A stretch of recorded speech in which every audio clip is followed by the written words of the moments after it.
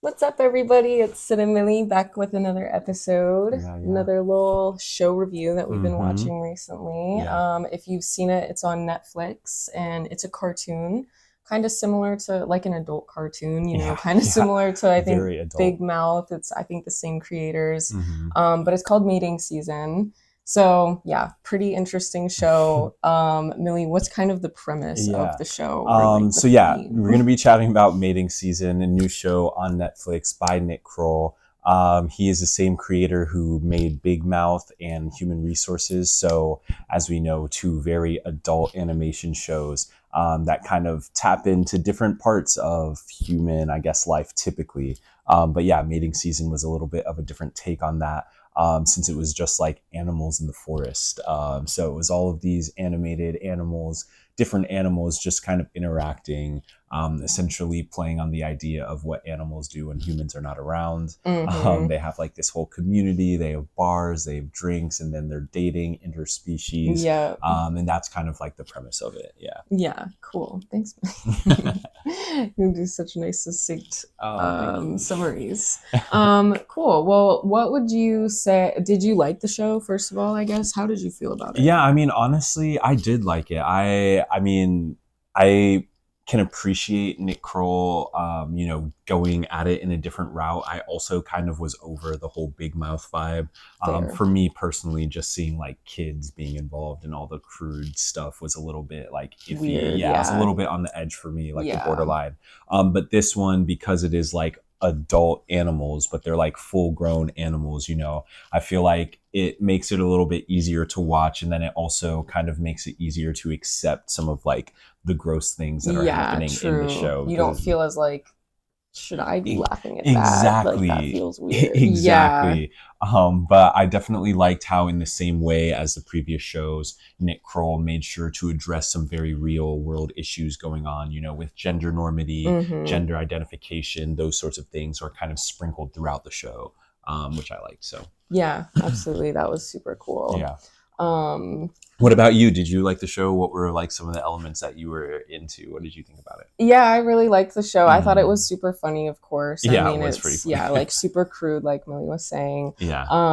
But yeah, I think the characters were good. They did kind Yeah. of a good mix of species. They had like bears, deer, raccoons, foxes, just like Yeah. that was kind of the main That group. was like the core group. Yeah, they Yeah. were like the core group. Yeah. And then yeah, just like all different species. So that was cool too. They kind of Hmm. incorporated the whole forest into the show, Exactly. like mix like yeah, they were yeah, mixing species and like relationship drama and like it Yeah. was more of a I guess like human-esque version of Exactly. animals with Yeah. like societal norms and things like that. But it was really Facts. cool that they had a little community. They had their own bar. They had like Yeah. houses and Yeah. yeah, it was cool. Like I really enjoyed the animal Yeah. aspect of it. I thought was like 100%. Yeah, different. because I Yeah. think it's cool, like in the humanoid animal kind of realm, just because, like, they're walking upright, they're Mm-hmm. speaking like our language, obviously, but then they're also having like very human, relatable situations, which we know make these shows very relatable. Yeah. And I think, the key of the show, right? They're talking about a lot of like relationships, like all of the main characters are dating, they're all going through their own kind of Mm-hmm. drama. Essentially like the bear of the friend group. He's like, I don't know, maybe closeted, maybe whatever, but he essentially starts the show by getting broken up with by his hibernation partner, Yeah. another bear. And so he's like, this single, like lonely, sad bear, Yeah. like trying to get back into the dating realm. Mm-hmm. And then what was like, can you describe some of the main four? Yeah, definitely. I mean, there was the bear. Yeah. I genuinely forget their names now that we're Yeah. talking about it. Names are gone. And then there was a raccoon. He was Yeah. one of the main. They were like That he was was Nick like Kroll. best friends with the bear. I guess I Yeah. would say He was like the main character. The yeah, he raccoon. was Yeah. like Yeah. basically the main character. Yeah. And then there was the deer. Yeah. She was another main character. Definitely. Yeah. She was straight, I guess, if we're like going Yeah, through going that. through the Like the raccoon heteronorms. was Yeah. also like a straight Straight. raccoon. And Just then like a there was fuck another, boy. yeah, literally just a fuck boy. And then there was a fox, and she was a lesbian. So we kind of were exploring her relationship and like her drama as well with like dating women, Yeah, or like facts. dating female animals, I guess you want to call Exactly. them. Yeah. And and yeah, so we got like a little bit of history about all the different characters. You know, Hmm. the raccoon, Nick Kroll, he had, drama because of his mom trying to eat him when he was younger. Obviously, raccoon. The bear was going through the big breakup with hibernation approaching. Yeah. So he was going to be like alone and hibernate by himself, which was sad for the bear. Hmm. The deer, we're out here rhyming now.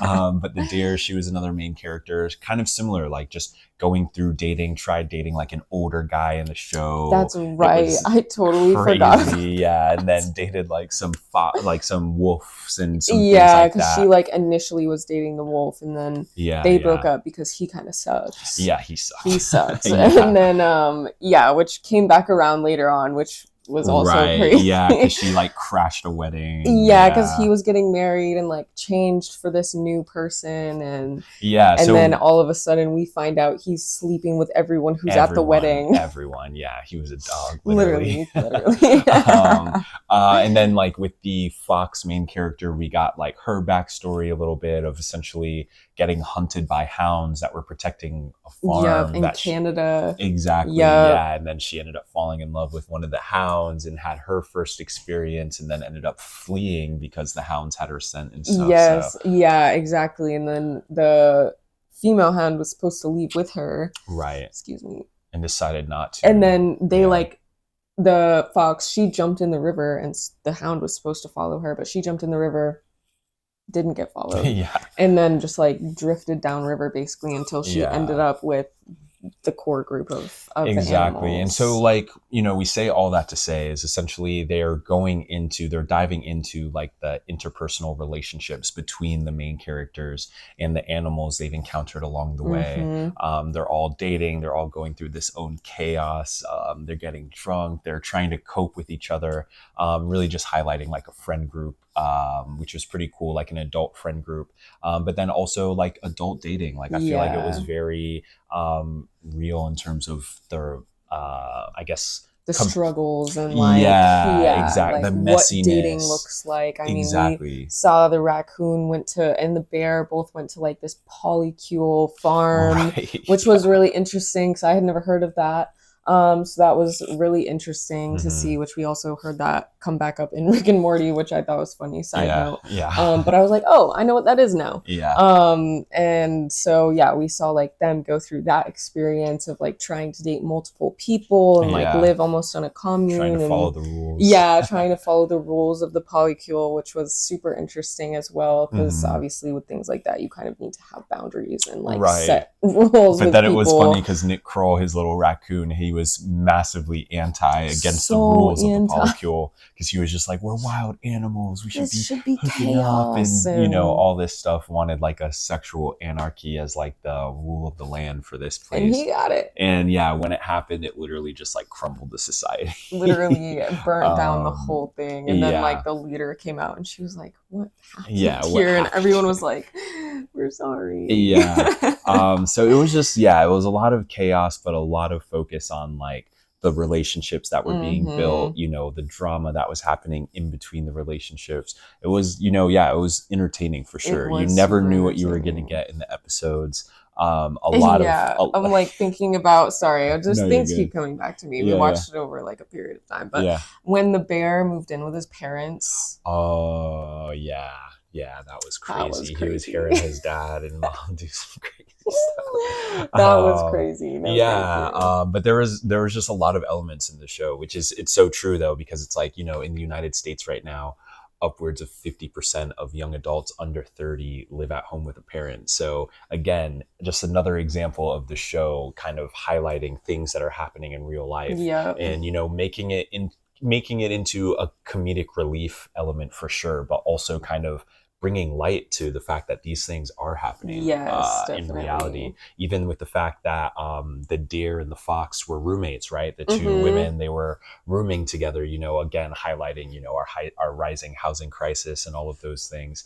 So yeah, there was a lot of good parallels that they did to address real world issues, but Yes. bringing like the comedy and funny and chaos to kind of address those issues in a more light way. Yeah, absolutely. Yeah, Yeah. there were a lot. I can't even remember all of them, but you've touched on so many good like parallels that they've Yeah, brought from real yeah, life. yeah. They did, and they also, they also tried to like keep the element of them being animals in it, right? So like, Mm-hmm. the raccoon, or he would make jokes sometime when he was dating like the goose about like the squiggly goose Oh, yeah, like the genitalia. corkscrew. Yeah, Yeah.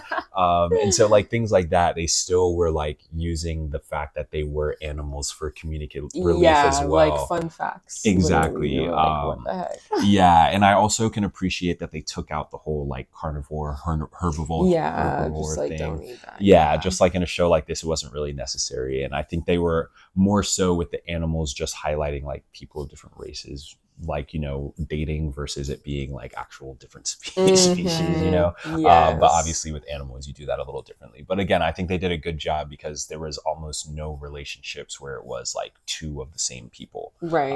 So I can again appreciate what they're showing, what they're Yeah. highlighting. It is totally normal for people to date whoever they want. It shouldn't Literally. matter what people look like, what race they 100%. are, where they come from. Just doesn't Facts. I matter. all love that all that. that matters is the character inside. So Exactly. so yeah, I mean, I think Mating Season was a solid watch. I'll be interested to see if Netflix does season 2. They left us on a cliffhanger. Yeah, I they was like, did. that's it? Yeah, spoiler. What was the cliffhanger? Oh, well, because the fox, Mm-hmm. she started dating a woman that she met, another animal that she met at a wedding, and then they like stayed together. I Moved in mean, they immediately. were like really Hashtag playing on lesbians. like the stereotypes about lesbian couples moving really fast and Yeah. like moving in together immediately, and so they played on that. And Mm-hmm. the I don't know what kind of animal she was, but the woman that she met at the wedding moved in with her and the deer, so they were all three living together. Yeah. And then the bear went into hibernation, so all his friends, like the four of them, waited for him to go to sleep, and then the three left him Ditched. there. Yeah. And then so basically the hound from Canada came Her downstream, first love. her first love, Yeah. found her, went to her house, and this new woman's living in her house. So they both went over to the bear's house, and she's like, someone came by the house looking for you. And the dog just comes out of the shadows, and it's like everyone looking around like, what's gonna happen I here? know. Yeah, yeah. Huge drama. So And they kind yeah, of just ended on that whole that's how it ended. awkward play out. Yeah, for real. But again, just highlighting relationship drama. It's just tea. It's just Yeah, stuff happening that people probably are facing in real life. definitely. Start talking to someone new and then your old flame comes back. They've put all of those like real world types of situations into this show Mm-hmm. and have made it into like a comedy. And yeah, I think they did a solid job. I think it's much easier to watch Mating Season than it was to watch like Big Mouth, for example. Agreed. Yeah, Big Mouth got weird. Yeah, I don't think Mating Season did have like maybe one annoying character, that owl that would sometimes swoop down. He was kind of chaotic. Wasn't a fan of that, but he was pretty low screen time character. Yeah, But yeah, but I say that to say there weren't like as many. At least for me, what I found with Big Mouth was like a lot of the kids were kind of annoying. Yeah. Like honestly, annoying characters, including Nick Kroll's main character. Yeah. So I definitely appreciated the show more. I think it was a little bit more mature. I think they were able to play on more realistic concepts, and also it's less weird when it's like children acting. Obviously it's adults voicing them, but still just like a little bit weird. So yeah, I actually enjoyed Mating Season, and I would rate it I'd pretty watch well. season 2. I'd watch season 2. Where is Netflix, if you're out there, you'll have at least 2 people who will watch season 2. One. It's your account. Yeah, it is my account. One household. One household will watch. But yeah, so those are our thoughts on Nick Kroll's Mating Season, which is on Netflix. Season 1, we watched it. It was decent. It was worth a watch. Some good laughs, addressing some real world topics. So we recommend it. Yeah. So if you made it this far, thanks for watching. and we'll see you next time. Peace. Bye.